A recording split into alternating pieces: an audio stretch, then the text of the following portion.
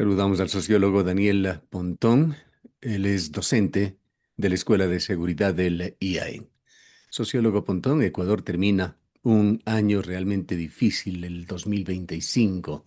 La situación realmente raya con lo crítico. El país enfrenta niveles récord de violencia, con una crisis carcelaria que tuvo también una trágica presencia en este año. Asesinatos de alto perfil, cooperación militar internacional para contener el conflicto que ha empezado a darse. Quisiéramos su punto de vista, su calificado punto de vista sobre la situación coyuntural actual en materia de seguridad. Bueno, gracias Gustavo, un saludo muy cordial, igual a la audiencia, un saludo. Bueno, usted lo ha descrito mejor que yo, ¿no? Es un año crítico. eh, Me parece que es extremadamente preocupante lo que estamos viviendo como país. Creo que la violencia ya y la criminalidad han tenido niveles tan elevados y tan críticos que están cambiando profundamente la sociedad ecuatoriana, ¿no? Eso es algo que me preocupa muchísimo. Eh, Me parece que habría que ver desde el punto de vista de los estudios, ¿no? Una valoración psicosocial del país alrededor de este tipo de fenómenos, porque me parecería que como país podríamos estar sufriendo algún tipo de trastorno profundo de la sociedad, que las consecuencias de eso pueden ser también complicadas, ¿no? Tal vez tenemos algunos síntomas a nivel psicosocial de ello, por ejemplo, la famosa normalización de la violencia, que parece que es algo que deberíamos plantear, ¿no? Porque al final de cuentas, Hannah Arendt decía en su momento, cuando analizaba el fascismo alemán, ¿no? En la Segunda Guerra Mundial, ella decía, el problema del fascismo es que la violencia se banalizó, ¿no? La maldad se banalizó, se hizo banal. Y me parece que con algunos eventos que han pasado entre este año y el año pasado, bueno, en los últimos años, algo de eso está presente en el país. ¿Cuáles considera Eh, usted son los principales factores que explican este incremento de la violencia en Ecuador en este año? bueno, lo que pasa es que yo veo tendencias de largo plazo, estimado Gustavo. No me podría decir qué es lo que está pasando este año, porque lastimosamente, y ese es gran parte del problema de cómo se está concibiendo el asunto, que es tener una mirada de cortoplacismo, táctico, ¿no? A veces el gobierno nos presenta resultados que se redujo por ejemplo, como lo está diciendo el gobernador de Los Ríos, se redujo la violencia 70%. Claro, el gobernador de Los Ríos no tiene ni un mes en funciones y está hablando de un éxito profundo. Entonces estamos hablando de que tal vez 2, 3 semanas hubo una reducción, que puede ser una respuesta natural a una intervención profunda del Estado. Los criminales lo que menos tienen, que son tontos, ¿no? Se esconden o se van a otras ciudades o buscan cambiar de modalidad delictiva, pero ya hemos visto lo que pasó el año pasado, ¿no? Con la famosa Claro, declaratoria del yo plan le, yo, yo le, le pregunto sobre este año porque obviamente el discurso oficial, el principal argumento que tiene para tomar todo tipo de medidas es el de la seguridad, pero la inseguridad va en aumento. O sea, mire, un poco lo bueno es que de bueno hemos tenido estos años que se puede acceder a cifras y uno puede hacer análisis en función de las bases de datos que están publicadas en el Ministerio del Interior. Y uno se puede dar cuenta de que, bueno, sí, por ejemplo, zonas como Durán ha habido un decremento desde el mes de junio, tal vez Guayaquil, tal vez esté pasando lo mismo en Los Ríos, pero la realidad de la violencia en el país es dramática. Hay zonas, cantones pequeños que han crecido su violencia enormemente. Mire, yo soy oriundo de Valle de Caracas, mi familia es manabita, yo nací allá, vivo en Quito, y hace poco me puse a levantar cifras del cantón Sucre, Manabí. Usted sabe que Bahía de Caracas, no sé si usted conozca, pero es una ciudad que hasta hace Por muchos años supuesto. atrás era una ciudad muy tranquila, mucha gente privilegiaba su lugar de estancia por justamente la tranquilidad. Está viviendo uno de los asesinatos que ha hecho que Bahía este año vaya a tener una tasa de más de 120 homicidios por cada 100.000 habitantes. Es una locura. Y usted empieza a sumar esas realidades en los territorios. Podría darse la hipótesis que el problema ya no solo está en las ciudades grandes, o los sitios que tienen acceso a algún tipo de, como manejaba el tema de la hipótesis del narcotráfico, ¿no? Los puertos, etcétera, las rutas, ¿no? Es el Estamos viendo. narcotráfico el principal vector de la violencia, el principal catalizador. Sí, no. A ver, desde el punto de vista teórico, no existe una relación directa entre violencia y narcotráfico. Le digo eso porque hay estudios. no solo en el Ecuador, sino a nivel mundial. Y lo que prima cuando uno hace análisis serio es el análisis comparado. Y no se asume, y no se relaciona un incremento de la actividad del narcotráfico con un crecimiento natural de la violencia. Lo que sí se conoce es que el narcotráfico es un gran propiciador, genera un ambiente propicio para que en zonas donde existen múltiples conflictos sociales y por general tenga una predominancia mayor a la violencia. Por ejemplo, para nadie es poco conocido de que zonas de la zona litoral de Ecuador siempre tuvo tasas más altas de violencia que el resto del país, ¿sí? Y eso no se debió al narcotráfico, es una violencia histórica, una problema ahí mucho más arraigado en la estructura social de esas sociedades, ¿no? Relación con el Estado, con la ley, etcétera. Si usted se mete el tema del narcotráfico, tal vez el narcotráfico ha generado en el Ecuador un gran caldo de cultivo para que este problema se dé de una forma expansiva. Pero no es la única causa, y ahí está la necesidad de trabajar con evidencias en materia de prevención, ¿no? Y se necesita mucho más estudios profundos que un poco apuntan a resolver cuáles son los factores que más tienen asociatividad con el problema de la violencia en el Ecuador y sobre todo a nivel de los territorios, porque no todos los territorios funcionan igual, ¿sí? Entonces, pero me parece que la estrategia del gobierno, y un poco apoyado por la parte política, ha sido la lógica de castigar más y comprender menos. O sea, yo le digo, ¿por qué le digo esto? Porque cada vez existe menos comprensión por parte del gobierno y generas narrativas a veces un poco confusas. Por ejemplo, decir que todos los crímenes que se han dado este año se debe a que se mata entre criminales. A mí esa tartilla me suena muy, muy 2019, cuando en su momento también las autoridades decían que el problema carcelario, el problema es solamente entre criminales. Lo que pasa es que eso ahora lo extrapolan este diagnóstico a la realidad nacional y todos sabemos las consecuencias de eso, ¿sí? Ujú, Pero por lo tanto, no se permite aún escrutar ese problema de una forma más amplia. O sea, se ha omitido, por ejemplo, en la base de datos la variable antecedentes penales, pero todo el mundo sabe que eso es mentira, ¿sí? Todos sabemos que eso es mentira. Un ratito, Gustavo, sí, por favor.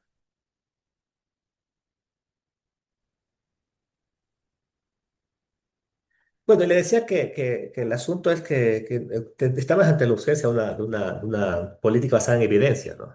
Que es como se debe trabajar en estos temas. Y eso lo que debe dar sentido a la política. O sea, la política esta evidencia debe nutrir a los diagnósticos y esos diagnósticos deben aterrizar en acciones de política. ¿Ya?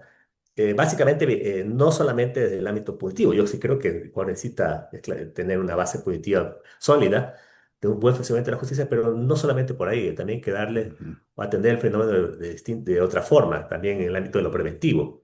ujú. Y Ahora, lo que tenemos es una es eso, entonces por lo general lo que se impone son narrativas, ¿no? Que a veces confunden la realidad, no apuntan a direccionar la política pública de forma racional. Y claro, el fenómeno, y así hemos pasado mucho tiempo. ¿cómo se Y, compara la situación actual de Ecuador con otros países de la región en términos de homicidios y presencia de crimen organizado? bueno, la región en general es compleja.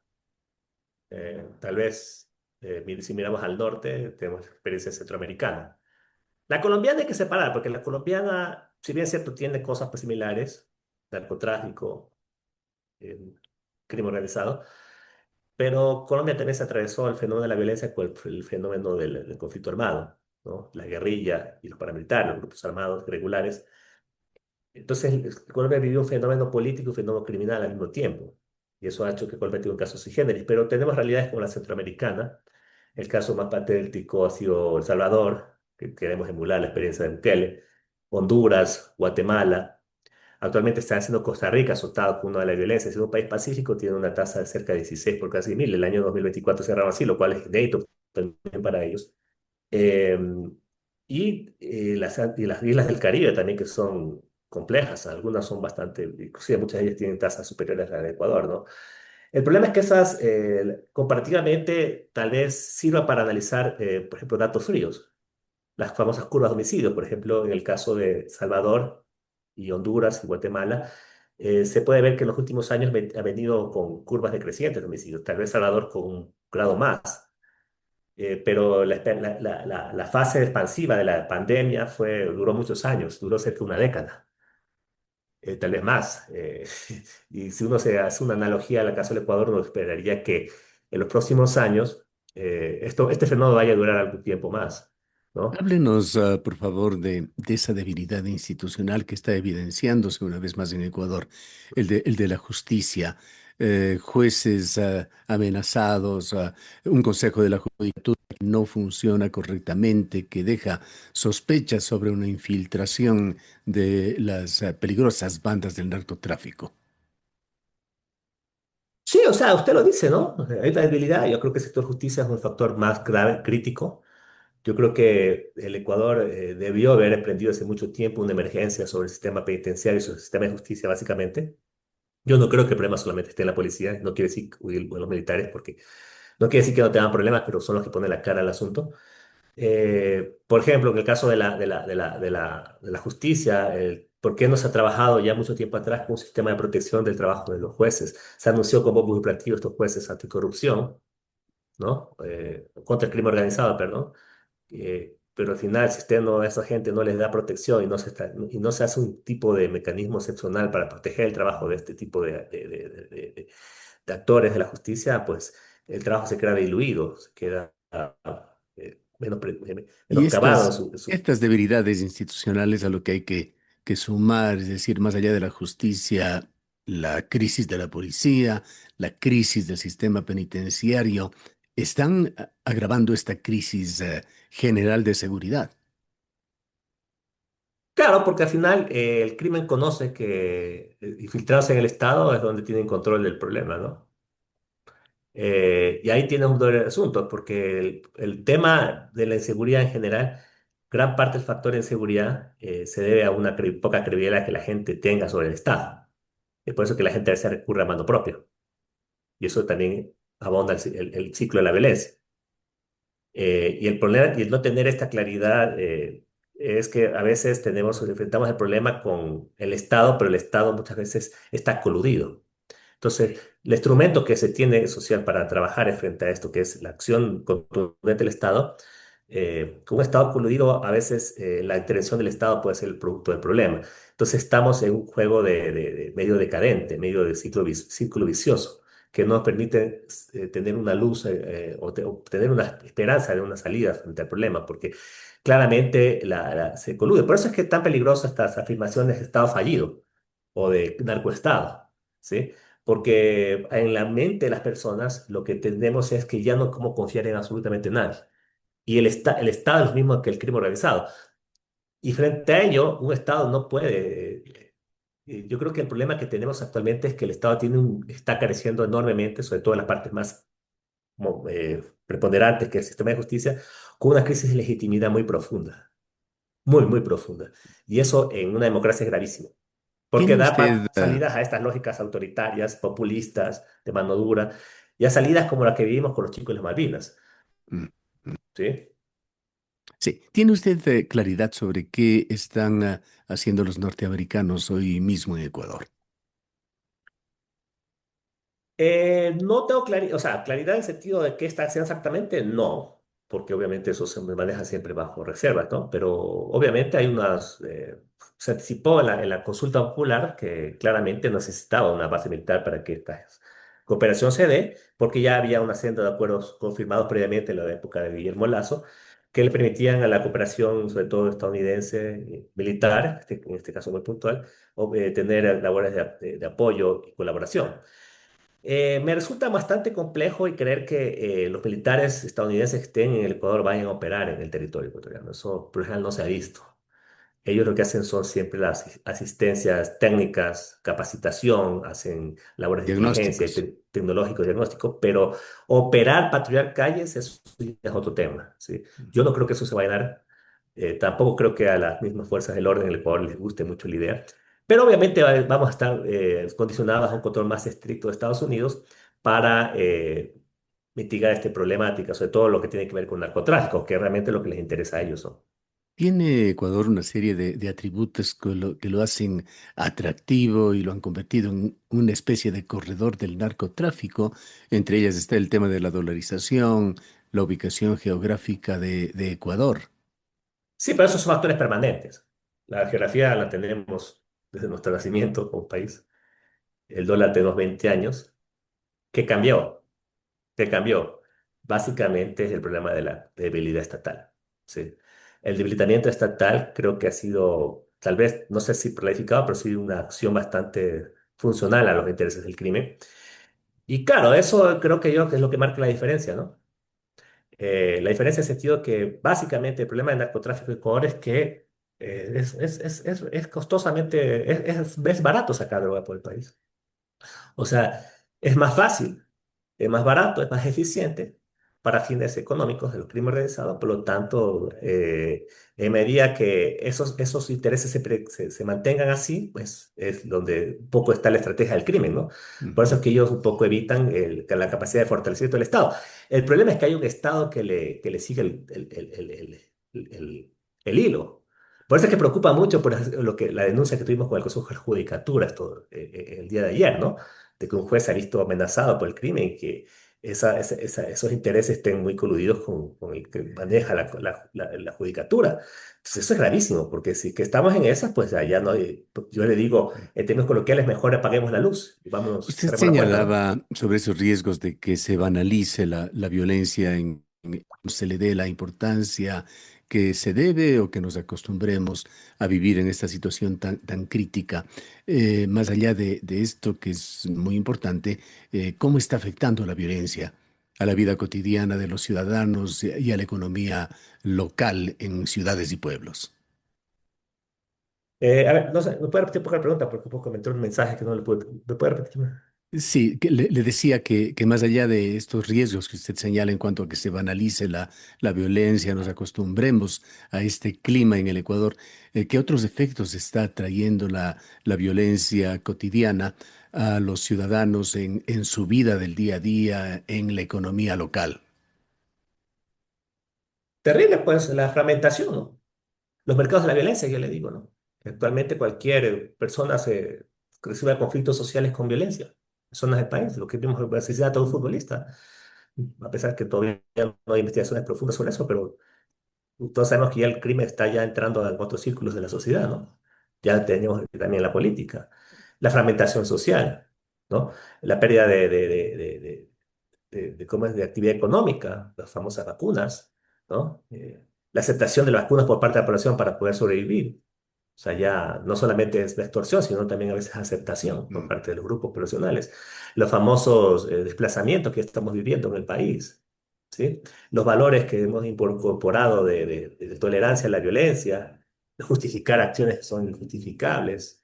La famosa batalla cultural que muchos grupos políticos están hablando actualmente es complicado porque es una batalla cultural a los desvalores, ¿no? Aupar y congraciarse con eso, con lo que pasó con los chicos de las Malvinas es Bien, complicado.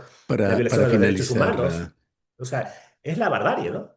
Para finalizar, sociólogo Pontón, ¿qué escenarios se pueden anticipar para el 2026 si no se logra contener la violencia? ¿Qué riesgos existen de que Ecuador, como usted lo señalaba, pueda convertirse en un estado fallido? Eh, los riesgos es que esto siga creciendo y nos llevemos a un nivel donde la situación puede sostenerse, convertirse insostenible. Ya en el Perú acaban de acusar a una le pusieron vacancia, no me acuerdo de la figura, pero básicamente destituir una presidenta por seguridad ciudadana, a un país que tiene niveles de violencia mucho más bajos que el Ecuador. Yo creería que podría darse en el Ecuador un nivel de reacción social muy profunda el próximo año producto de este problema. El tema se puede hacer muy político. Yo creo que por ahí puede haber un escenario de desestabilización a la democracia, a la estabilidad de un gobierno, pero bueno, también es una forma de que es una protesta legítima, ¿no? En el sentido que la gente, sobre todo temas tan complicados, la muerte de este futbolista ha generado mucho malestar, claro, por la regambre popular de Barcelona, etcétera, etcétera, y porque al final es un personaje público, pero a veces estos eventos sirven para generar una reacción social que la gente clama porque la seguridad sea un tema más prioritario y se le dé mayor seriedad de la que se está dando hasta ahorita, ¿no? Bien. Queremos agradecerle mucho por su presencia. Gracias. Hasta luego, Gustavo. Declaraciones del sociólogo Daniel Pontón. Él tiene un grado académico de PhD y es docente de la Escuela de Seguridad del IAE.